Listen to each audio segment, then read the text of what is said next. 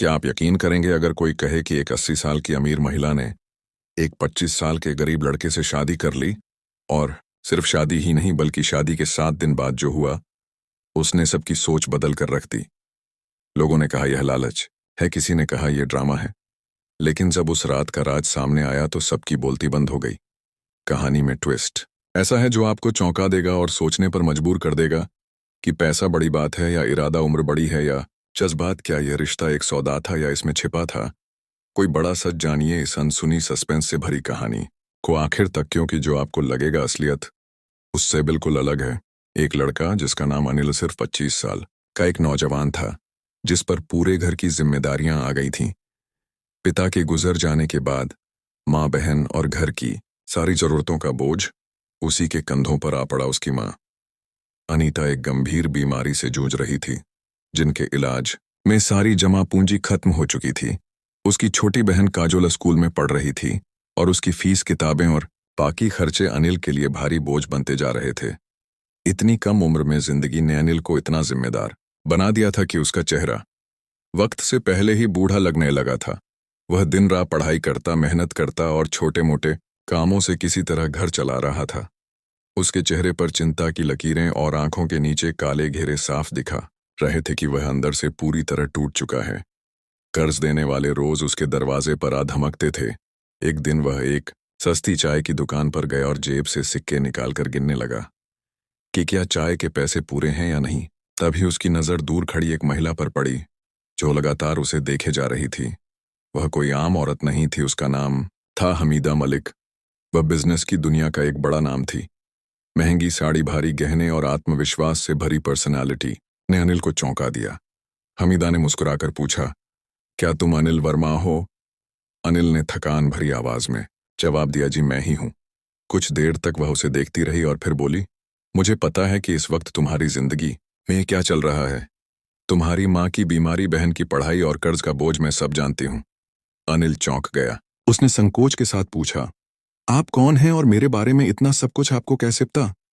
हमीदा ने हल्की मुस्कान के साथ जवाब दिया, अगर तुम चाहो तो मैं तुम्हारी किस्मत ही बदल सकती हूँ, मगर इसके लिए एक कीमत चुकानी होगी, मुझसे शादी। हमीदा की यह बात सुनकर अनिल जैसे सन्न रह गया। उसने थोड़ी हिचकिचाहट के साथ कहा, आप यह कैसी बातें कर रही हैं? लेकिन हमीदा बिल्कुल गंभीर थी। उसकी आंखों में ना कोई मजाक था ना कोई झिझक। उसने सीधे सीधे कहा, मैं तुमसे शादी करना चाहती हूँ। अनिल कुछ कहता, इससे पहले ही हमीदा ने बात आगे बढ़ा दी। ये कोई फिल्मी डायलॉग नहीं है, मैं एक प्रस्ताव दे रही हूँ, सीधा, स्पष्ट और ईमानदार। अगर तुम हाँ कर दो तो तुम्हारी माँ का इलाज मेरी जिम्मेदारी, तुम्हारी बहन की पढ़ाई का पूरा खर्च मैं उठाऊंगी, और जो कर्ज तुम्हारी जिंदगी पर बोझ बना हुआ है उसे मैं खत्म करवा दूंगी। अनिल का दिल जैसे कई सवालों के भंवर में फंस गया। वह कुछ देर चुप रहा, फिर बोला, और इसके बदले हमीदा ने तुरंत जवाब दिया, सिर्फ एक चीज, तुम्हें मुझसे कानूनी रूप से शादी करनी होगी। मैं कोई जबरदस्ती नहीं करूंगी, तुम्हारी जिंदगी में दखल देने का इरादा नहीं है। शादी के बाद भी तुम अपनी मर्जी से जी सकते हो, बस कुछ शर्तें होंगी जिनका पालन जरूरी होगा। बातें सुनने में आसान लग रही थीं, लेकिन अनिल जानता था कि हकीकत इतनी सरल नहीं होती। वह बिना कुछ कहे वहां से निकल गया और हमीदा भी अपनी महंगी गाड़ी में बैठकर हवेली की ओर लौट गई। कुछ दिन बीत गए, लेकिन जैसे हालातों ने अनिल की सोच पर पहरा बिठा दिया। घर के बाहर खड़े कर्जदार, माँ की बिगड़ती हालत और बहन के अधूरे सपने, सब कुछ उसे अंदर से तोड़ने लगा। आखिरकार एक दिन वह हमीदा के पास पहुंचा, थकी हुई आवाज में कहा, मैं तैयार हूं। फिर सब कुछ तेजी से हुआ। कानूनी दस्तावेजों पर हस्ताक्षर हुए, कुछ गवाह मौजूद थे और एक सादगी भरी शादी कर दी गई। अनिल ने पहली बार किसी ऐसी हवेली में कदम रखा था जो सपनों से भी ज्यादा भव्य थी। चारों ओर रॉयल माहौल, आलीशान फर्नीचर, संगमरमर से चमकती जमीन और दीवारों पर लगी पेंटिंग्स, जैसे कोई राजा अपने महल में लौट आया हो। हर दिशा से यह एहसास हो रहा था कि हमीदा सिर्फ अमीर नहीं बल्कि ताकतवर भी है। नौकर चाकर बिना बोले उसके इशारे समझ जाते थे। अनिल को समझ आ चुका था, यह औरत साधारण नहीं है और उसकी जिंदगी अब पहले जैसी नहीं रहने वाली। उसके पास वर्षों से काम करने वाले नौकर भी उसके सामने नजरें झुकाकर खड़े रहते थे। हवेली में काम करने वाली सुंदर युवतियां अगर अनिल से बात करती तो बहुत सीमित शब्दों में जवाब देकर चुप हो जाती थी, जैसे डर हो कि नए साहब को कुछ बुरा ना लग जाए। रात के सन्नाटे में उसे लगता जैसे सब कुछ उसकी मर्जी से हो रहा हो, लेकिन एक घुटन सी भी महसूस होती जब वह पीछे मुड़कर देखता तो खालीपन के सिवा कुछ अंजर नहीं आता। समय के साथ अनिल को हवेली के सब ऐसे बड़े रहस्य का पता चलने लगा। दूसरी मंजिल पर एक भारी और विशाल दरवाजा था जो हमेशा बंद रहता था, जिस पर एक बड़ा सा ताला जड़ा हुआ था। उस दरवाजे की कड़ी निगरानी होती थी। अनिल सोचने लगा, उस दरवाजे के पीछे ऐसा क्या छिपा है जिसे इतना सुरक्षित रखा गया है। अनिल और हमीदा के बीच रिश्ता तो थामगर भावनात्मक जुड़ाव अब तक नहीं हो पाया था। हमीदा चाहती थी कि अनिल स्वेच्छा से उसके कमरे में आए, जबरदस्ती से नहीं। वह अनिल को बहुत चाहती थी, लेकिन अनिल अब तक उससे दूरी बनाए हुए था। हमीदा अक्सर अपने व्यापारिक कामों में व्यस्त रहती। जब भी दोनों आपस में बात करते वह बहुत छोटी होती, औपचारिकता भर। हमीदा अक्सर उसका हालचाल पूछती, लेकिन अनिल सिर्फ जरूरत पड़ने पर ही बात करता, वरना चुप्पी साधे रहता। हमीदा रोज अनिल के साथ ही टेबल पर बैठकर खाना खाती थी। किसी चीज के बारे में दोनों एक दूसरे से कुछ नहीं कहते थे और ना ही कभी एक दूसरे के परिवार के बारे में जानने की कोशिश करते थे। ऐसा लगता था जैसे दोनों की दुनिया बिल्कुल अलग अलग हो। एक बार रात का समय था और हवेली में सन्नाटा पसरा हुआ था। अनिल अपने कमरे की ओर मुड़ा, तभी उसकी नजर हवेली के एक अलग हिस्से पर पड़ी जहां रोशनी जल रही थी। यह देखकर वह वहीं रुक गया। उसने देखा कि यह रोशनी हमीदा के कमरे से आ रही थी। यह कमरा हवेली के सबसे बीच वाले हिस्से में था। हमीदा के अलावा किसी और को वहां जाने की अनुमति नहीं थी। हमीदा तो अनिल को अपने कमरे में बुलाने के लिए बेसब्र थी, लेकिन अनिल ने कभी भी उस कमरे में जाने की कोशिश नहीं की। वह अपने आप को जबरदस्ती रोकता था। एक और कमरा था जिस पर एक मजबूत ताला लगा हुआ था। अनिल उसमें जाने की कोशिश करता, लेकिन कोई ना कोई उसे रोक देता और कहता, साहब उस कमरे में जाना मना है। अनिल हैरानी से पूछता, ऐसा क्यों? लेकिन उसे कभी कोई जवाब नहीं मिलता।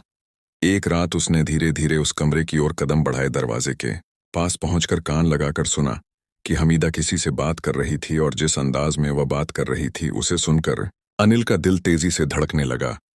उसे समझ नहीं आ रहा था कि ऐसा कौन सा राज है जो हमीदा की जिंदगी से जुड़ा हुआ है, लेकिन अब उसे यकीन हो गया था कि बहुत कुछ ऐसा है जो उसे छुपाया गया है। उसके दिमाग में कई सवाल उठ रहे थे कि आखिर ऐसा क्या है जिसे हमीदा ने सबसे छुपा रखा है, और क्यों वह किसी को इस कमरे में नहीं आने देती। वह खामोशी से दरवाजे के पास खड़ा रहा और अपनी धड़कनों को थामने की कोशिश करने लगा। उसके मन में अजीब विचार आने लगे कि जिस शादी को उसने समझौता मानकर स्वीकार किया, उसके पीछे कोई बड़ी साजिश तो नहीं या कोई रहस्य है।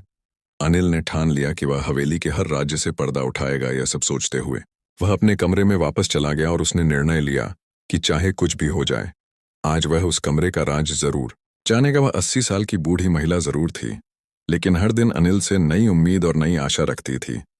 अब अनिल ने सोचा कि उसे इस महिला से बात करनी चाहिए। वही उसे उस कमरे के राज से वाकिफ करा सकती है।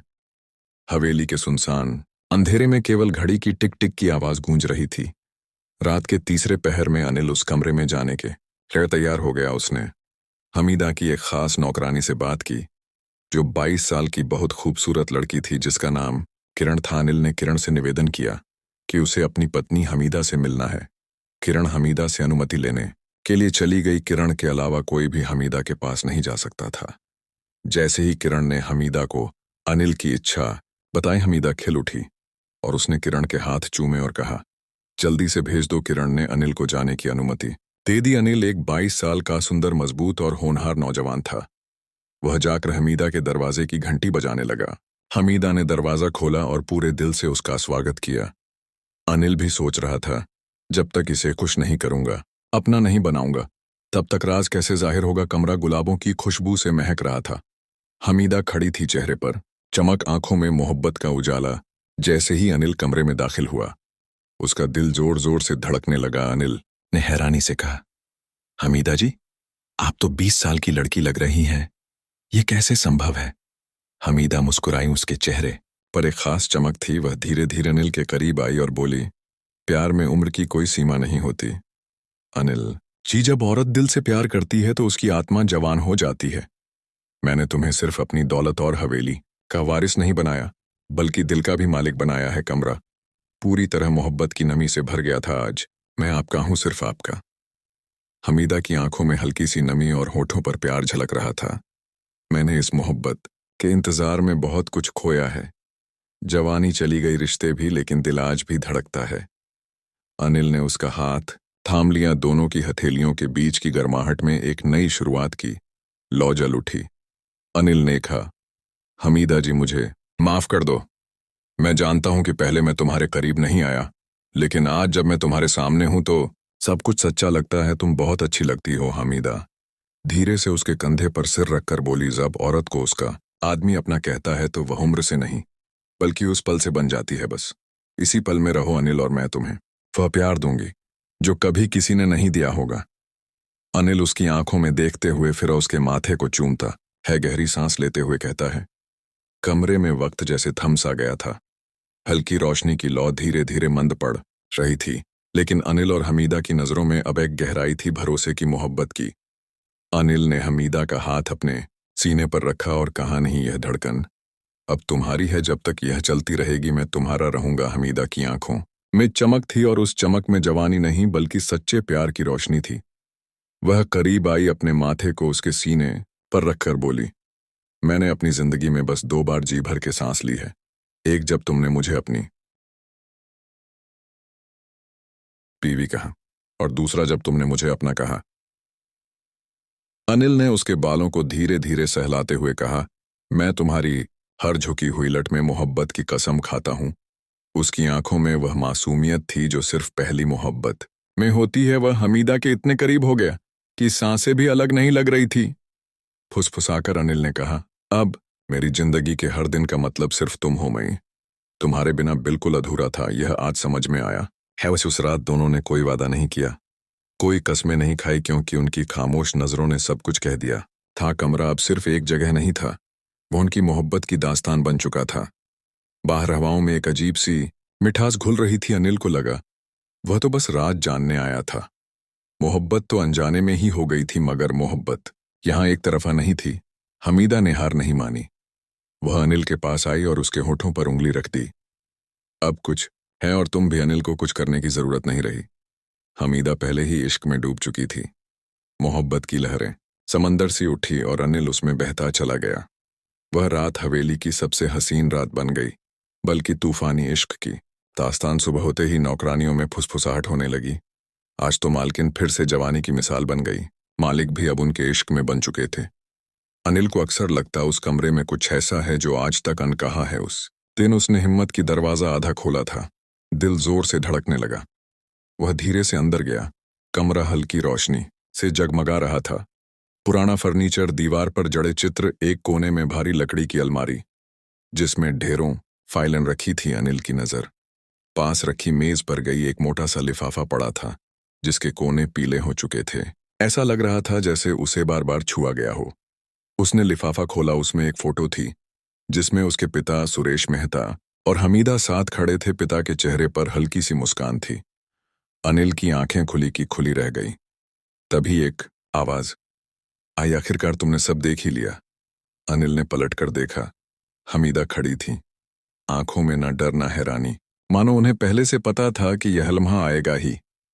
अनिल ने फोटो छिपा ली, कांपते हुए कहा, यह शादी कोई सौदा नहीं बल्कि बदला था।